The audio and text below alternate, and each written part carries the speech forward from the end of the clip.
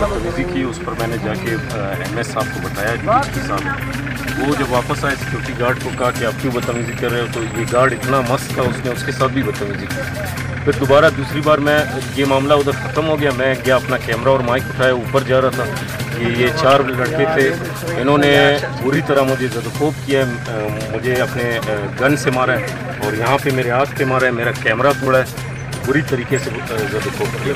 अच्छा, वो कह रहा है कि आपने गाली गलौज किया उनके साथ, उसके बाद उन्होंने नहीं, अगर इस तरह की कोई गाली गलौज होगी या CCTV कैमरे भी लगे हुए हैं, सब कुछ लगे हुए हैं, और जो इन्होंने मुझे मारा है उसके भी फुटेज लोगों ने बनाए और वो मुझ तक भी आए हैं, तो वो पुलिस और वो खुद उस पर तहकीकात करेंगे कि मैंने उनको मारा है, उन्होंने मुझे। अच्छा, इधर आज गैर कानूनी भर्तियाँ भी हो रहा था, उस वजह से तो आपको कोई इल्म था नहीं था जिसकी वजह से डायरेक्टर इतना खौफजदा था? असल बात यही थी, मैं इसी खबर के लिए आया था और मैंने उनसे कहा कि इसमें डायरेक्टर साहब का अपना बैगा भी है और तकरीबन 4 जो बंदे हैं उनकी ज्वाइनिंग हुई है और जो गैर कानूनी तौर पर हुई है, इस वक्त ज्वाइनिंग बंद है किसी भी सरकारी महकमे में।